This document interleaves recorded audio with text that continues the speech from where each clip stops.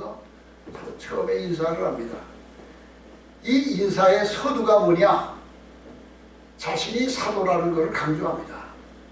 1절 보세요. 사람에게서 난 것도 아니요 사람으로 말미암은 것도 아니요 오직 예수 그리스도와 그를 죽은 자 가운데서 살리신 하나님 아버지로 말미암아 사도된 바울은, 여기 이렇게 전제하는 말이 길죠. 사도된 바울, 내가 사도돼, 나 바울이 사도야, 이 말을 하기 위해서 얼마나 전제하는 게 뭐냐?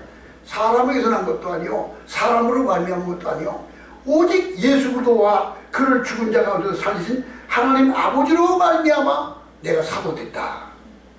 이 말씀은 갈라디아서 1장부터 끝장까지 나오는 이 말씀들을 하나님 그리스도의 사도인 내가 하는 말을 너희는 유념하여 들으라고요. 소홀히 듣고 바울은 사도권이 없으니까 바울의 말을 신뢰할 수가 없어. 그리고 바울은 모세오경에는 율법을 무시하니까 우리는 바울을 지지할 수가 없어. 그 당시에 교회 성도들 가운데 파벌이다. 파벌이 바울파, 게바파, 베드로를 지지하는 사람, 바울을 지지하는 사람, 아볼로파, 뭐 나눠.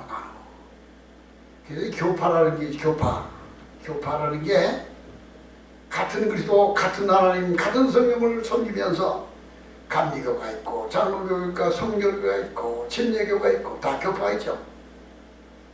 그거는 절대로 나쁜 게 아니야. 할아버지가 아들을 5을 뒀어. 큰아들은 키가 크고 운동신경이 발달돼서 농구 선수가 됐어. 국가대표가 됐어. 둘째 아들은 아주 소심하면서도 아주 글을 읽기 좋아하고 머리가 좋아서 열심히 공부하더니 사법고시부터 법관이 됐어. 셋째 아들은 의사가 되고 넷째 아들은 뭐 연예인이 되고 다섯째 아들은 다 각각이 됐지만 한 아버지의 아들이야. 오늘날 기독교계 내에 한 하나님, 한 예수님, 한 그리스도를 믿으면서 한 성령님을 믿으면서 야, 왜 너희 교파가 그렇게 자꾸 갈라져? 너희들 다 그게 너희 인간적인 욕심 때문에 그런 거 아니야? 그러고 말하는 사람이 있겠지만 그렇지 않아요. 장로교는 장로교, 감리교는 감리교대로 자기의 개성이 있는 거예요. 침례교와 성결교와 차이가 뭐죠? 차이가 없어. 침례교는 다만 성경의 말씀을 봐라. 아니 모든 성도들이 침례받을 때 물에 들어갔다 나왔잖아. 물에 잠겨야 돼. 물에 침례해야 돼. 그거를 강조하는 거예요. 성결교회는 성결된 삶을 살려. 순복음교회는 풀고스페 성령 충만. 감리교회는 많이 모사. 누구든지 저를 믿으면 멸망하지 않고 구원을, 누구든지 아무든지 예수 믿으면 구원받아. 이게 많이 모사. 그래서 장로들은 나를 어머니의 태속에서부터 이미 예정하여 자기의 자녀를 삼으시고 자기의 백성으로 삼으신 하나님. 예정론. 그러니까 예정론과 만인구원론, 이 감리교와의 차이점이 뭐냐? 같은 거예요. 같은 거예요. 그런데 그러니까 여러 교파가 나눠지는 것이 이상한 게 아니야. 다 개성을 가지고 있는 거예요. 그러니까 이 개신교 내에서 장로교, 감리교, 성결교 다 교류하잖아. 다 사이좋게 지내잖아. 그런데 이 교파 가운데 문제가 뭐냐? 욕심 때문에 생기는 교파가 있어. 자기의 욕심, 지위, 명예, 그리고 뭐를 얻으려고, 세상적인 걸 얻으려고. 생명이 있는 게 생명, 어떤 분명한 진리를 추구하는 게 아니라 인간적인 욕망에 의하여 분리해서 욕망을 가지고 교파를 만들고 파벌을 짓는 그건 부패한 거예요. 근데 교파 많은 거는 나쁜 게 아니야. 다 자기의 개성을 가지고 순복음으로서의 그 개성을 가지고 복음을 전하고, 침례교, 성결교, 나사렛교라고 있잖아. 그리스도의 교회에 있고 교파가 얼마나 많아요. 다 그런데 바울은 여기서 뭘 말하냐? 하나님으로 말미암아서 예수 그리스도는 성도와 더불어 갈라디아 여러 교회들에게 우리 아버지 하나님 아버지와 주 예수 그리스도로부터 은혜와 평강이 있기를 원하노라.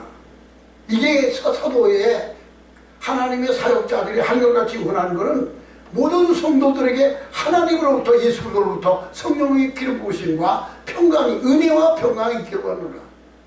우리는 이 세상 사는 동안에 하나님의 은혜와 평강이 나를 주장하시고 그 은혜와 그 사랑과 그 평강이 나의 삶을 주장하시고 나의 삶을 인도하시고 보호하시고 제가 늘 말하죠. 예수 믿고 예수 믿는 사람에게 주신 가장 큰 은혜가 뭐냐?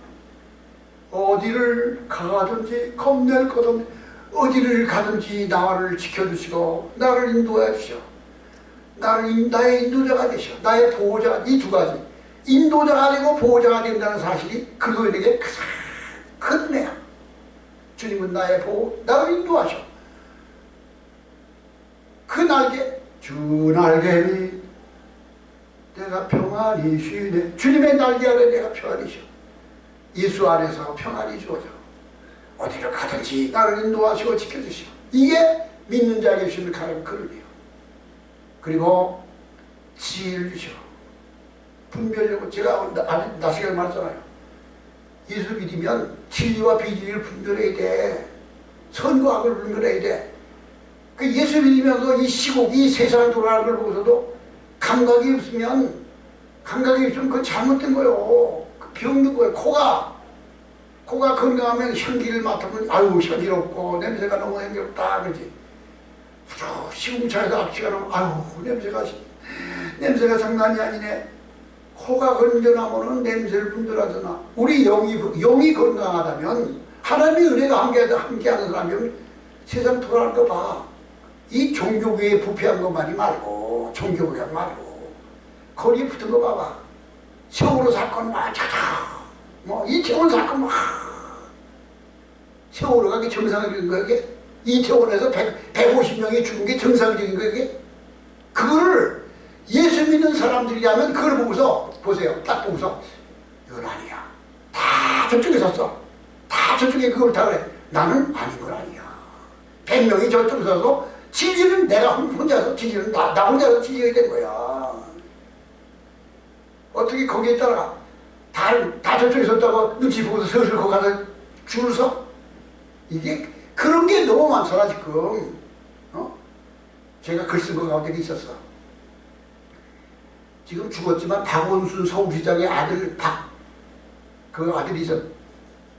그 아들이 공군에 입대했다가 신체검사를 했는데 척추가 디스크가 심하고 이빨이 다 썩어 문드러졌다고 불합격 판결을 받고 군대 입대했다가 그냥 의가 제대해가지고 제대해버려 끝나버렸어. 그리고 영국으로 가버렸어. 그런데 양수호 박사라는 분이 한국 영상과학 무슨 거기에 원장이면서 영상과학, 엑스레이 영상과학의 세계적인 권위자가 양승호 박사야. 이 사람이 신문에 나오는 박주신이라고 그 아들의 군대 면제를 받은 그 사진을 딱 보더니 한 번에 알아본 거야. 이거는 20대 젊은이 사진이 아니야. 척추도 그렇고 이빨도 이건 20대 젊은이 사진이 아니다. 그렇게 소감을 발표했어. 그랬더니 박원순이가 양승호 박사를 고소했어. 그래가지고 뭐 벌금이 나오고 그냥 아니 진실을 말하는데 거짓을 갖고 고소했는데 법원에서 이겼어. 졌어 이게. 그런데 양승호 박사는 굴복하지 않고 벌금을 내야 돼 벌금을. 근데 굴복하지 않고 그러면 박주신이가 죽은 게 아니지 않냐. 영국에 있는 박주신이 지금 와서 지금 다시 한번 찍어보자. 이게 맞는가? 안 오잖아. 벌써 10년 동안 안 오잖아. 근데 세상 사람들 다 그 의사들이 박원순이가 맞는다 그러잖아. 아유 저 양승호 박사 공인도 저 또라이 그게 트입 잡는 거야. 이런 사람이 있다니까.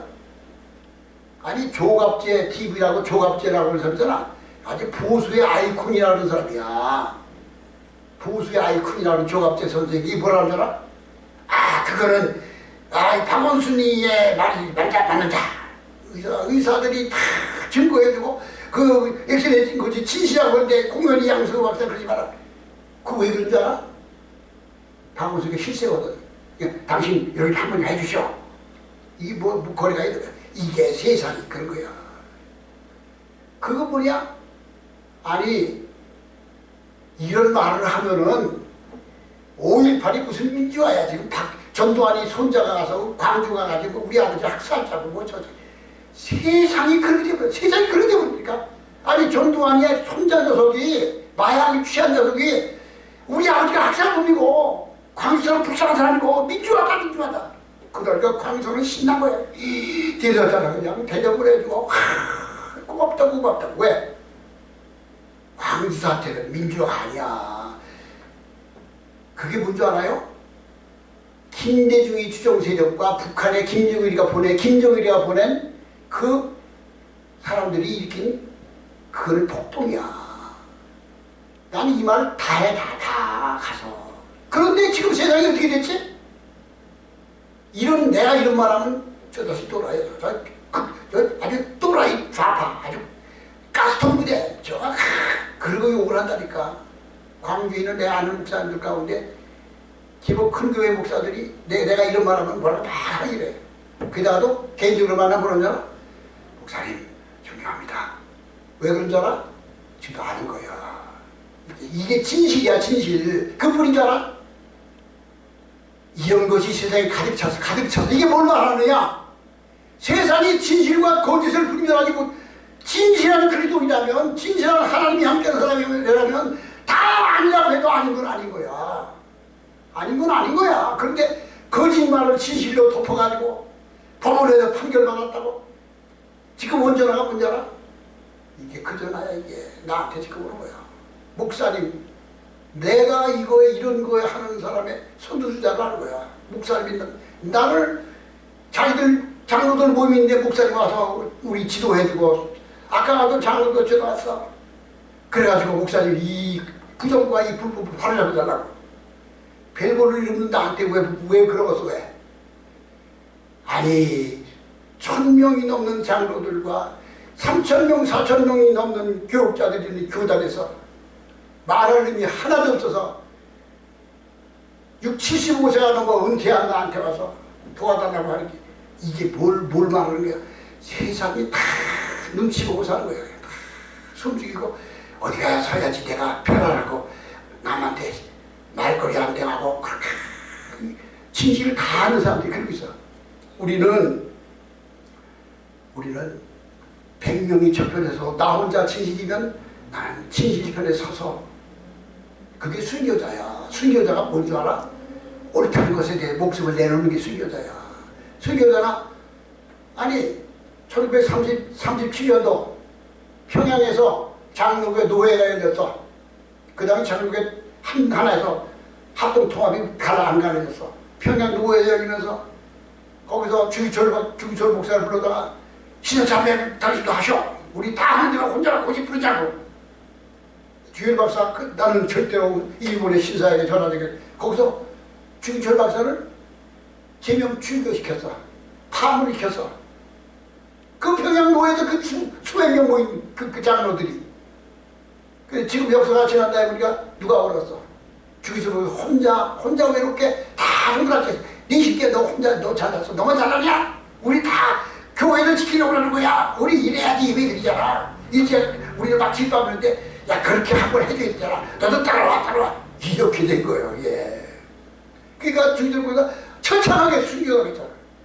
이게 영적인 분별력이야.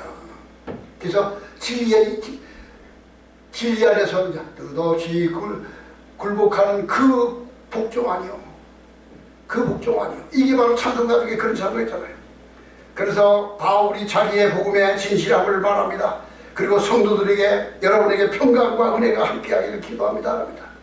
4절 보세요. 그리고께서 하나님 곧 우리 아버지의 뜻을 따라 이 악한 세대에서 우리를 건지시려고 우리 죄를 대속하기 위하여 자기 몸을 주셨으니, 그리스도께서 이 복음의 힘을 찌릅니다. 우리 주 그리스도 믿음의 주여 온전케 하시는 이 주를 바라보라. 우리 주 그리스도께서 우리 하나님 아버지의 뜻을 따라 이 약한 세대에서 우리를 저주와 죄악과 어둠에서 우리를 건지시려고 우리 죄를 대속하기 위하여 자기 몸을 주셨으니, 이게 복음이야. 예수님께서 이 악한 세대에서 우리를 죄에서 거짓과 불법에서 악한 사탄의 영역에서 우리를 구원하기 위하여 자기 몸을 주셨어요. 피를 흘리고 생명을 내주셨어요. 영광이 그에게 세세토록 있을지어다. 그러므로 그리스도 안에 있는 자에게는 하나님이 함께 하십니다. 그에게는 승리의 영광이죠. 그래서 보세요. 의인은 사자처럼 담대하리라 그러지. 그 말이 무슨 뜻인지 아세요? 의인은 사자처럼 담대하리라. 그 말의 의미는, 나는 보세요. 내가 군사력이 있는 것도 아니고 돈이 있는 것도 아니고 내가 무슨 뭐 배경이 있는 것도 아니야. 아무것도 생각하면 나를 별볼일 없이 봐. 내가 옳다고 하는 것에 겁내지 않고 담대한 거, 이게 사자처럼 담대한 거예요. 누가 뭐래도 내가 그무단과 싸울 때 내 뒷조상에 다 뒤져뒤져. 이 새끼 찾아봐. 뭐 이거 틈겨먹고 있나. 이 새끼 좀 찾아봐. 그냥 얼마나 나를 뒤지는 줄 알아. 왜? 뭔가 약점을 잡아가지고 흠잡으려고. 근데 다 해봐라. 다 해봐. 너 다 뒤져봐. 괜찮아. 그게 뭐냐? 의인은 사자처럼 담대. 내가 힘이 있는 게 아니야. 내가 권력이 있는 게 아니라니까. 내가 돈이 많은 게 아니야. 그런데 의로 하나님 편에 있는 사람은 두려운 게 없어. 그러니까 순교하는 거야. 의인은 사자처럼 담대한 거야. 이게 그들을 닮는 것, 주의 십자가를 지고 주님을 따르는 것이요. 너희가 나를 따라오려면 자기를 위하고 자기 십자가를 지고 줄 것이라. 너희 생명이 이 세상에서 자기 생명을 구원 그 자를 잃을 것이요. 나와 복음을 위해 너희 생명을 버리면 얻으리라. 이게 우리 주님이 우리에게 전하신 말이에요. 자, 그러면 오늘 바울이 사도권을 말하고 있습니다. 자, 6절, 지난번에 5절까지 말씀해 오늘 읽어봅시다. 그도의 은혜로 너희를 부르신 이를 이 갈라디아 교인들에게 하는 말입니다. 첫 번째 책망입니다. 그리스도의 은혜로 너희를 부르신 이를 이같이 속히 떠나 다른 복음을 따르는 것을 내가 이상하게 여기노라. 갈라디아 교인들이 하나님 부르신 그들을 예수를 통하여 부르신 하나님의 은혜, 이 진실한 복음의 진리를 떠나 다른 복음을 따른다고요. 다른 복음을 따르는 것을 내가 이상하게 여기노라. 다른 복음을 따른다고요. 이게 바로 갈라디아 교인들에게 여기서 이 갈라디아서에서는 처음부터 뭐가 나오느냐. 계속해서 율법과 할례와 육체가 나와. 율법과 할례와 육체. 보세요. 죄는 우리에게 침투해 올 때 죄는 우리 육체를 통하여 옵니다. 육신을 통하여 죄가 우리를 지배하려고 와. 육체와 율법. 할례는 몸에 하는 거야. 할례는 몸에 하는 거야. 그러니 이거 할례라는 걸 생각해 보세요. 남자아이의 성기, 거기를 피를 흘려서 수술하는 거야. 그게 뭐냐? 성기가 뭐죠? 종족을 유지하는 그 도구야. 그러니까 이 유대인의 종족들, 유대인의 신은 하나님이 인쳤다고요. 하나님이 인쳐서, 하나님이 이 사람은 표시해놨어. 옛날에 노예가 있잖아. 노예가 있으면 노예가 도망가면은 낙인을 찍어. 인두에다가 글씨를 새겨가지고 등어리다 찍으면 등어리가 다 거기 흉터가 계속 나오면 그게 낙인이야. 그래서 어디 가든지 그 낙인을 보면은 너는 네 집이 노예구나. 그 다 아는 거야. 노예. 낙인을 찍는 것처럼 이게 그런 거야. 유대인들이라는 유대인은 하나님의 백성이야. 하나님의 백성. 근데 우리는 할례를 육체에 하지 말지 마음의 할례를 받아라. 그래서 이 갈라디아서는 1장부터 끝장까지 계속 그렇게 할례와 육체와 율법이야. 할례와 육체와 율법.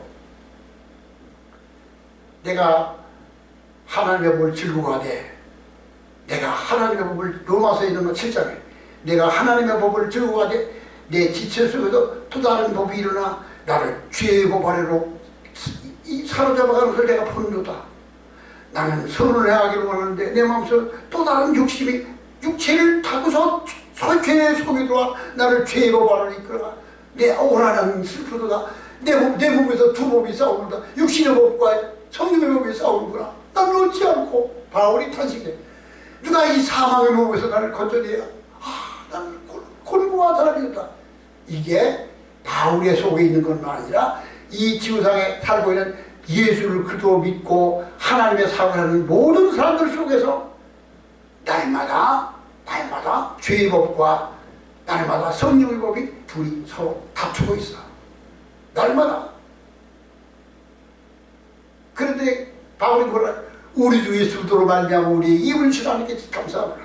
그런데 그때 이 육체의 법과 죄의 법과 성령의 법 두 차이에서 우리가 할 때 성령을 의지 예수 그리스도 안에 있는 하나님의 은혜를 감사하노니 내가 내 자신을 어디에다 더 치중하느냐, 나를 의탁하느냐에 따라서 주어져요. 내가 성령을 따라 사느냐, 육체를 따라 사느냐에 그 중간에 서 있는 거예요. 그리스도의 은혜로 너희를 부르신 이를 이같이 속히 떠나 다른 복음을 따르는 것을 내가 이상하게 여기노라. 그런데 여기서 다른 복음을 따른다 그랬잖아요. 복음의 진실된 핵심을 모르면 그렇게 되는 거예요. 복음의 진실된 중심을 모르니까 다른 데 흔들리는 거예요. 중심이 확실하면 어떤 이단이 오고 어떤 거짓이 와도 나는 흔들리지 않는 거예요. 그리스도의 부르신 하나님의 은혜를 너희가 떠나 속히 떠나 다른 복음을 따르는 것을 내가 이상하게 여기노라. 다른 복음은 없나니 다만 어떤 사람이 너희를 교란하여 그의 복음을 변하려 하려 함이라. 다른 복음은 없어요. 복음은 간단한 거예요. 십자가의 도야. 십자가의 도야. 복음을 복잡하게 생각하면 안 돼. 모든 인간들의 죄는 자기 행위로서, 자기의 의지로서, 자기의 훈련으로서 죄에서 사함받고 의로워지는 게 아니라 하나님께서 보내주신 그리스도 독생자 예수님이 우리 인간들의 모든 죄를 다 짊어지시고 대신 죽으셔서 속죄하 주 예수 내 죄를 속했네. 우리의 죄를 다 대속하여 다 짊어지시고 단번에 다 처리해 주셨다는 사실을, 그 속에 나도 포함됐다는 사실을 내가 수용하고 내 것으로 받아들일 때 우리는 죄에서 사형을 받고 자유함을 얻고 하나님을 아버지라 볼 수 있는 놀라운 지혜와 권세와 은혜를 누리게 된 거예요. 이것이 복음이야. 거기에 무슨 할례가 포함되기, 율법이 포함되는 게 아니라 유대인의 종족이 포함되는 게 아니라 누구든지 저를 믿으면 멸망하지 않고 구원을 얻어요. 누구든지 이 복음의 공식에 들어오면 구원받는 거예요. 수학 문제가 있는데 수학 문제를 푸는데 아프리카 사람은 뭐 잘 풀고 미국 사람은 못 풀고 뭐 저기 조선족이나 일본 사람하고 차이가, 너는 조선족이니까 너는 아프리카 사람이, 누구든지 풀면 되는 거야. 무슨 소리지. 누구든지 예수 그리스도를 구주로 믿고 십자가의 구속의 은혜와 그 대속의 은혜를 내 마음속에 받고 체험하고 내 것으로 삼아 하나님의 성령이 하나님을 아버지라 볼 수 있는 양자의 영이 주어졌을 때 이게 누구든지 죄사함은 하나님의 백성이 될 거예요. 이 복음의 중심에서 거기에 다른 것이 가미되고 다른 것이 섞여 들어올 수 있는 게 아니야. 이게 그래서 다른 복음을 떠나서 그놈을 속히 떠나 다른 복음을 따르는 것을 내가 이상하게 여기노라. 다른 복음은 없나니 다만 어떤 사람이 너희를 교란하여 그들의 복음을 변하게 하려 함이라. 다른 복음은 없어. 교란해. 우리의 마음을 혼돈하게 해. 혼돈하게. 아니 1964년도 5년도인가 그래요. 그때가. 그러니까 그 전일 거야. 아마 1955년 그러니까 보세요. 1950년 6.25 났잖아. 53년도 7월 31일 날인가 휴전했어. 그 남북이 이제 휴전을 걸었어. 근데 남쪽에서 무슨 일 하냐? 교회 부흥운동이라는데 누구냐? 박태선이가 한 거야. 박태선 장로야, 장로. 교회 장로인데 막 병이 났고 한강 백사장에서 부흥을 하고 그냥 사람이 몰려드는데 거기서 박태선이 가서 보면 병자가 났고 그러니까 병난 사람들이 금가락질 빼맞추고 금붕열 빼맞추고 그냥 차로로 나오고 난리가 나고 그 박태선이었는데 그게 전동환 박태선 감남남교회 시작을 했어. 시작이. 그래가지고 그냥 기적이 나타나. 박태선 그런 데마다. 근데 어떻게 됐어요? 가 자기가 그리스도가 됐어. 자기가 감남나무야. 자기의 나이가 뭐 5,100몇 살이래. 아니 얼마 전에 요 은행동 대전역 역전시장 바로 길 건너편에 쭉 올라가다 보면 거기에 시온상해라고 있어. 옷도 팔고 뭐 팔고. 그게 뭐냐? 가나안상해 시온상해. 그 보니까 박지선이의 이 박지선 그 신앙교도 옷값 만들고 그렇게 잘 팔렸었거든. 그게 아직까지 있었어. 얼마 전까지. 여전히 이걸 했거든. 근데 아직도 지금 박태선이 감남나무 교우를 추정하는 사람이 다 없어진 게 남아있다니까. 근데 뭐 어떻게 변했어? 어떻게 변했어요? 그가 박태선이가 처음에는 예수를 제대로 믿었는지 모르겠어. 어쨌든 간에 지가 감남나무라고 한 후에 예수님을 향하여 욕을 하는데, 하나님을 모욕하는 말을 하는데, 우리 사람이 들을 수 없는 얘기를 해. 그런데도 박태선을 따라가. 그냥 그 한국이, 보세요. 한국이 기독교가 이렇게 많은데 이단이 한국처럼 많은 나라가 없다니까. 아니 도대체 이단이 한국처럼 영생교라고 그런 조희성이라는 사람이 있어. 영생교. 그게 뭐라는 줄 알아? 나는 석가모니야. 공자와 예수가 다 나한테 왔다고. 나는 석가모니, 공자, 예수가 다 내가 석가모니 되고 예수 되고 공자도 되고. 근데 그 영생교 그 교주 죽었거든. 감옥에 갔다 오고 그래. 근데 영생교 교인들이 지금 남아있다는 거. 어디 빌딩을 지키고 있고 말이야. 이게 복음의 진실을 몰라. 진실을. 다른 복음을 따라 속고 있어. 그래서 중심을 확실히 하나님이 그 중심의 믿음의 그 핵심을 무엇인지를 알게 하는 게 소중해요. 다른 복음람이 어떤 사람들이 너희를 교란하여 그 너희 복음을 변하게 하리라. 그러나 우리나 혹은 하늘로부터 온 천사라도 우리가 너희에게 전한 복음 외에 다른 복음을 전하면 저주를 받을지어다. 우리가 너희에게 보세요. 갈라디아에 바울과 바나바가 가서 복음을 전했어요. 바울이 1차 전도행, 2차 전도에 가서 복음을 전했어요.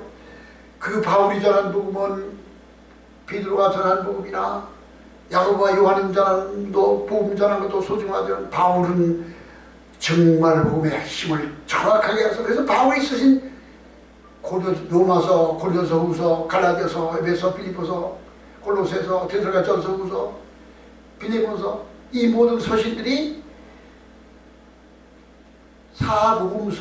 사도행전을 제외한 복음의 중심을 이루고 있잖아. 바울이 초대교회 복음의 중심을 제대로 정착시킨 사람이 바울이야. 바울이 가서 전도한 그 복음이 정확한 복음이야. 우리가 너에게 전한 복음 위에 다른 복음을 전하면 안 된다고요. 근데 거기에 뭐가 왔어요? 예루살렘에서 탈출하여 왔던 박해를 피하여 예루살렘에서 북쪽으로 또 시리아로 안디옥으로 여기는 갈라디아 지방으로 여기 루스트라 다음에 이고니온 그 지역으로 다 왔던 유대인들이 거기 와서 바울이 전한 교회에 와서 그 교회에 들어와서 같이 예루살렘에서 예수 믿다가 박해에 무서워서 도망 나왔거든. 여기도 예수 믿는 사람이 없구나. 가서 모여가지고 같이 예배 드리는 거야, 같이. 그래 보니까 우리는 유대인인데, 그 유대인이 아니고 이방인들이야. 로마 사람도 있고 헤라 사람도 있고 다 있어. 너희들은 이방인이, 너 유대인이 아닌데 어떻게 우리 똑같아? 그래가지고 분쟁이 난 거예요. 제가 그제 구기도해야 한다고 어느 교회에서 불러가지고 갔었잖아요. 가지고 또 세미나를 했어. 고린대학교에 역사학 박사인 이주철 박사가 또 세미나를 하고 나중에 잠깐 지휘 시간이 있었는데 거기에 누가 왔냐? 여자 성도인데 자기 자칭 하나님의 사람이라는 여자야. 근데 어떻게 보면 좀 이상했는데 나중에 알고 보니까 조선족이야. 그러니까 중국에서 살다가 한국에 온 사람인데 이거 아나 무인이고 자기가 하나님이야. 다 안 맞아. 자기가 계시받은 게 있대. 그러면서 나 그걸 보고서 그냥 자 거기서 무슨 말이냐. 지금 북한에 중국에서 온 조선족 있잖아. 그 사람들이 김씨 20에 70 그렇다고. 그 사람들은 중국의 시민권을, 중국 공화국을 가져서 중국 국민이야, 중국 국민. 미국 시민권 가지고 중국 시민권을 가졌어, 그들은 근데 언제? 조선 말기 고종 황제 때 가난에 끼끼들고 병들고 굶주리던 사람들이 살기 위해서 북쪽으로 도망가서 두만동 압록강으로 쫙 만주로 중국으로 간 이유가 너무 이 나라에 살기 어려워서 굶어 죽고 하니까 중국으로 살려고 탈출해 갔어. 그분이야 일본과 한일합방이 된 다음에 독립운동을 하기 위해서 중국 가 있는 한족 가운데 조선족 가운데는 그 조선 말기에 가난을 피해서 이주해 갔던 사람들이 중국 국민이 된 그 사람들과 일제 때 독립운동하려고 국경을 넘어서 만주로 간 사람들이 상당히 있어요. 그러니까 두 종류야. 조선족은 조선 말기에 가난을 피하여 갔던 사람들, 두 번째로는 일제 때 조국의 독립을 위하여 국경을 넘어서 독립운동을 했던 사람들이 이룬 거야. 그들은 자기들의 뿌리를 3대 4대 오면서 너희 뿌리가 뭔지를 알아야 돼. 당신들 조상은 그래도 이 조선이라는 나라에서 뭔가 살려고 하는 의지가 있던 사람들이 당시 조상이었어. 그리고 일제의 식민지가 돼서 우리나라가 외국의 식민지가 돼서 일본 사람이 들어와 지배하는 것에 대하여 독립운동을 하겠다는 의지를 갖고 국경을 넘어서 갔던 사람들이 당시 조상이야. 당시 조상들 우리보다 이걸 인식해줘야 돼. 근데 그들이 중국 가서 어떤 일이잖아요. 중국의 모택동이와 중국 당국에서 이거 보니까 조선놈들이야 다. 한국에서 나와서 그러니까 중국 시민권 줬지만 절대로 중국 한족하고 같이 대우를 하잖아. 6.25 사변 때 인민군으로 온 그 북치면서 막 나팔면서 왔던 그 인민군들이 대다수가 조선족을 보낸 거야. 그리고 조선족을 보내고 누구 보냈냐? 장개석하고 모택동하고 싸우던 그 국민당과 싸울 때 장개석에 남아있던 포로들과 그 잉여 군사력을 다 한국으로 갖다 죽였어. 모택동에. 그래서 그 잉여 병력을 한국에 이렇게 소모하려고 보낸 게 이게 인해전술이야. 그래서 그때 뭐 30만 40만 명이 죽었잖아. 그 조선족 여기에 지금 가라지에 가 있는 성도들 가운데 유대에서 올라간 사람들이 그들과 섞여가지고 하나가 되지 못하고 서로 분쟁하는 거야. 근데 그 분쟁의 내용이 뭐냐? 율법이야. 율법. 바울은 지난 시간에 말씀드렸죠. 예루살렘 총회에서 사도행전 15장에 그 당시에 예루살렘 총회 예루살렘 교회의 총감독이 야고보야. 그 야고보가 누구냐? 예수님의 친동생이야. 예수님의 친동생이야. 안드레와 베드로가 있고 또 다른 야고보가 있어. 요한과 야고보. 그거는 예수님의 이모의 아들이야. 사도 요한과 안드레. 또 여기 나오는 야고보. 여기 나오는 예루살렘 교회의 총감독이었던 야고보는 예수님의 친동생이어서 거기에서 왜 예루살렘 총회를 열게 됐냐? 지금 여기에 바울이 갈라디아서 같이 에베소나 빌립보나 쭉 전 복음을 전달하는데 간 데마다 유대인과 이방인과의 계속 분쟁이 나와도 그게 예루살렘 교회를 막 그냥 이게 오는 거야. 이게 문제 해결하려고. 예루살렘 교회는 곤란한 거야. 같은 예수를 믿는 교회 내에서 파벌이 일어나고 서로 분쟁하고 싸우고 그러니까 예루살렘에서 소집을 했어 다. 그리고 바울도 오고 바나바도 오고 신라도 오고 다 온 자리에서 과연 율법을 지키는 게 옳으냐? 어디까지 율법을 지키냐? 복음을 어디까지 복음냐를 거기서 토론을 했는데 장장 토론을 하다가 결론 낸 게 뭐예요? 할례 받는 것은 복음이 아니야. 할례는 받아서 안 돼. 그런데 지킬 것이 4가지 있어. 뭐냐? 우상에게 드렸던 제물을 먹지 말아라. 우상에게 드렸던 음식 먹지 말아라. 두 번째, 목매어 죽인 음식을 먹지 말아라. 목매어 죽인 짐승을 먹지 말아라. 세 번째, 피를 먹지 말아라. 네 번째, 교회 안에서 행음을 금하라. 이 4가지 말을 금하고 이방인이든지 헬라인이든지 이리와서 누구든지 예수 믿고 하나가 된 거야. 차별하지 마라. 이걸 정해줬잖아. 그 예루살렘 최초 총회야. 그런데 그래서 유대인들이 그걸 안 받아들여. 끝까지 알려주자고 끝까지 서로 분쟁하는 거야. 분쟁하는 거. 이게 그 얘기야 지금. 다른 복음은 없나니 이 책망한 거예요. 그래서 누군가 이렇게 말을 해. 이거를 다른 복음이라는 것은 상가집에 가서 어떤 사람이 상가집에 가서 그리고 상주하고 인사도 하고 거기 앉아서 고구려 아이고 옛날엔 상가집에 가면 이제 그 울어주는 게 그 상주들도 그냥 하는 게 아이고 그러잖아. 상에 나갈 때 따라가면서 아이고 따라가잖아. 이 하객이 상가집에 가지고 다 앉아서 아이고 하다가 마지막에 가서는 여보 누가 그걸 하신 거지? 그게 바로 복음 백신도 모르고 여기 누가 글을 썼더라고. 여기 갈라데 교인들이 복음을 모르고서 율법과 할례를 정하는 것은 상가집에 가서 물어주다가 누가 죽은지도 모르는 것 같이 이게 복음을 모르는 거예요. 그러니까 우리는 자 오늘 시간이 많이 길어서 그만합시다.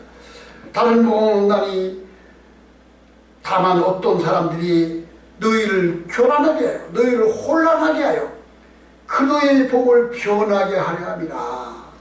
그 너희의 복을 변하게 하려 함이라. 그러나 우리나 혹 하늘로부터 온 천사라도 우리가 너희에게 전한 복음 위에 다른 것을 전하면 저주를 받을지어다. 아이고 얼마나 바울이 강하게 말해. 다른 복음을 받으면 저주를 받을지어다. 예수 그리스도의 이 십자가의 도를 무너뜨리고 그의 십자가의 도를 무너뜨리고 이거를 무용지물하고 다른 복음을 따르고 우리를 혼란하게 하고 혼미케 하는 그런 자들은 저주를 받을지어다. 그래서 우리가 이 복음이 이 소중한 것일수록 간수를 잘해야 돼. 소중한 것일수록 함부로 다루면 안 돼. 우리가 전에 말하였거나 내가 지금 다시 말하노니 만일 누구든지 너희가 받은 것 외에 다른 복음을 전하면 저주를 받을 줄을 8절과 9절에 두 번 말하잖아. 이 바울이 얼마나 속이 상하겠어 이거 지금. 갈라디아 성도들이 편지하면서 다른 복음을 전하든지 들으면 저주받아 이놈들아. 또 한 말이 끝나고 저기 다 9절에 가서도 또 다른 복음을 전하면 저주받을지어다. 이 바울이 그렇게 말을 해. 그게 얼마나 바울이 속이 타갔어요. 이게 바로 우리가 복음의 분별력이 있어야 돼. 아까 말할 때 선악의 분별력이 있고 거짓과 진실의 분별력이 있는 것. 복음의 분별력이 있는 사람은 그걸 분별을 할 수 있는 거예요. 복음을 제대로 분별하자면 거짓과 진실을 알 수 있어.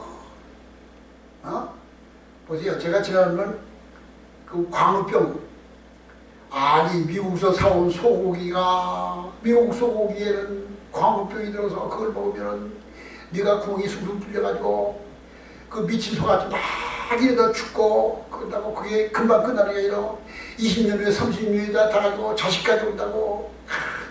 그 광우병에서 나오는 걸 부산물 대소변을 채소해주면 그 채소에도 거기다가 막 이러다 칠 때 아이고 나는 그때 하나도 안 믿어져. 아이고 여기 개족산에 우리 삼하고 이렇게 등산하다가 광우병 얘기를 하니까 30대 젊은 녀석이 지나치다가 우리 말을 듣고 지나치다가 그거요 광우병 걸리면요 30년 가요 20년 가요 정신 차리세요. 젊은 녀석이 그러더라. 우리가 광우병 얘기를 하니까 우리 얘기를 듣고요 광우병은요 큰일나는 거예요. 그래가지고 아줌마들이 어린아이 우리 아이들이 소고기 먹고서 나중에 다 내 속성 죽는다고. 이 나라가 그런 나라야. 그런 나라였어 세상에. 응? 그때도 정신이 운전하면 안 믿어줘야 돼.